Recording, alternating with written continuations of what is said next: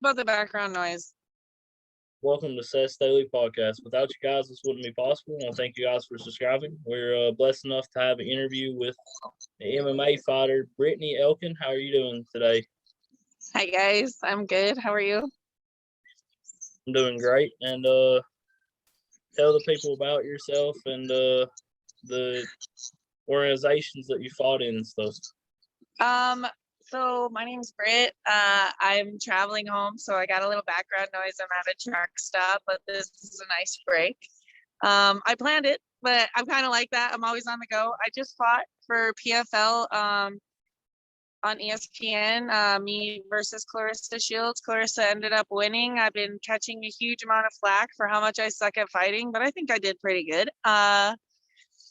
I've been fighting for a long time, and I came out of retirement for this fight. So it was a huge challenge to take on immediately after retirement for the past, 2.5 years. So I'm just proud of my efforts, and looking forward to taking another fight. Yeah, but you're 19-9 in grappling league, right? I'm sorry, what was that? You're 19-9 in a grappling fighting organization? On Fight to Win, I'm 19-9. I hold a couple of different titles and a couple of different grappling circuits. I've been in grappling for as long as I have been in MMA. I just never retired from grappling. I always stuck with it, so I'm just known as a grappler. But yeah, I have a pretty reputable grappling record, I'd say. Yeah, that's impressive. MMA is hard. Yeah.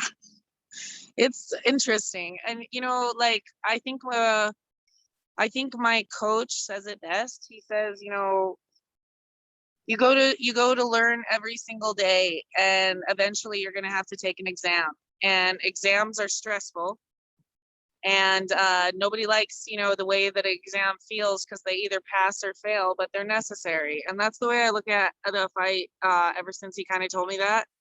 And yeah, MMA is hard, but if this is what you enjoy to do, sometimes, I don't know, it depends on the person fighting. I don't know, never mind. Was trying to be smart. So, do you have any more fights in the PFL, or? I am right now not signed with anybody, but I'm still training, and I assume that I will take another fight within time. I just I don't have a contract or anything right now, but I train, and no, I don't have another contract with the PFL right now. How did it feel headlining on ESPN though?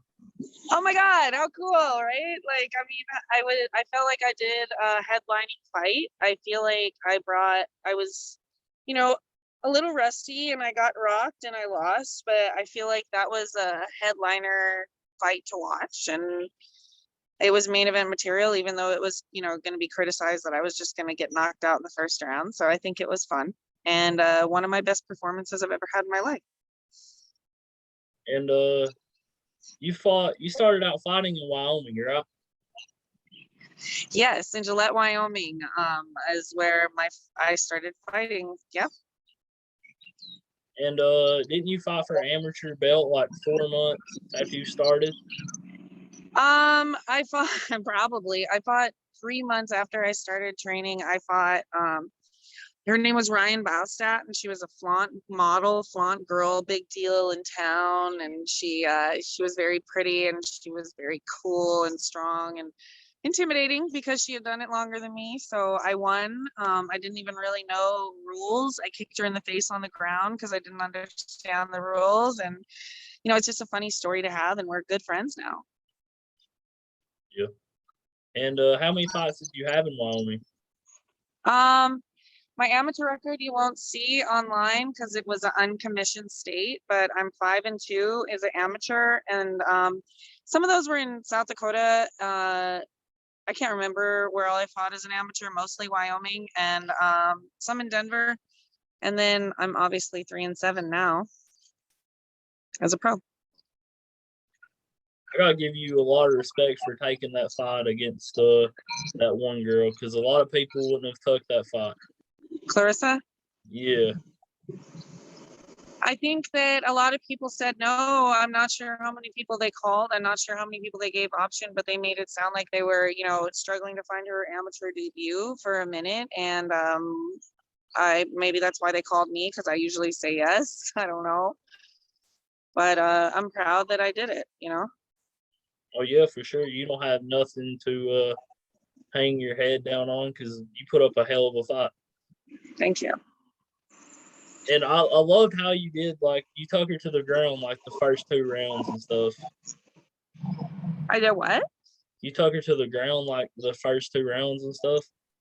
I tried to take her to the ground. It was part of the game plan. I tried to keep her away from me in her striking reachable range. I was longer with her range of reach if I kept her at my legs distance. So the big goal was to just always keep her farther away from me than she could touch me. And she came close a couple of times. Like, it was really right by my face. She hit me a couple times. Obviously she won with it. I'm glad I defended against it as long as I did and got to show that I was also a dominant force. And I think I could do better if I get another chance. You always get itchy knuckles and you want to do it better, so. Oh yeah, you're talking about one of the best female boxers or just boxers in the world. Yeah. I'm proud of my efforts. I mean, it's always like you want to do better, and I've taken a lot of criticism for how terrible of a fighter I am, but like, I think I did fucking awesome, and I'm proud. I can only do better, and if I got that better in 8 weeks, like, how much better could I get before I'm offered another fight? And I'm just preparing, so it's just like a lot to look forward to. And I start back in class on Monday training. I got some damage on my foot from kicking her, and I'm not going to be in sparring obviously until I have some more fight fog removed. But yeah, I mean, fuck it, I'll do it again, and I'd do another one again, and I'll do the next crazy chick again that fights. Yeah, I mean, I'm impressed with the fight you put up because she is one of the best boxers in the world. Thank you. And you should definitely people are always going to hate no matter what. Oh yeah, I'm not worried about that. I have enough friends. I have plenty of enemies, and now I have more. So it's just like, whatever. I don't care that, like, I do like read them sometimes, and I'm like, wow, that person fucking hates me. But fuck them. As long as you're they're helping you get paid though. Yeah, like, I think that what brings out curiosity is people talking about your fight. Like, a lot of the time we get, they're like, did you hear Brittney and Clarissa are fighting? And they're like, no, who's that? You know what I mean? And it's like, Clarissa's this amazing champion and Brittney's this piece of shit thug. And that's kind of like, I felt like they built up this fight. And I mean, yeah, we had a lot more viewers. I had some really cool people reach out to me. Chris Cyborg commented, and Rose is one of my friends, reached out to me, and like a bunch of not just famous people. Like, this fight brought me closer to a lot of my family. They reached out to me and said I was proud to rep the Elkin name, and I haven't talked to them since I was young. So, like, it's, fighting's a weird entity that a lot of people are with you, and that one I was very proud of. So on to the next. She won. She gets to have her heyday. I get to be somebody else's highlight reel, and I get my own too. Oh yeah, shout out to Rose. She is one of my favorite fighters. Who? Rose. Oh yeah.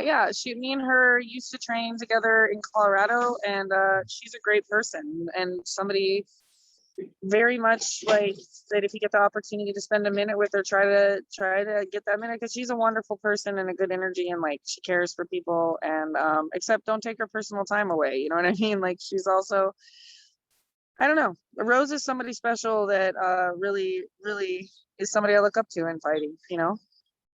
Yeah. What's your take on Jake Paul fighting Woodley in August? Next question.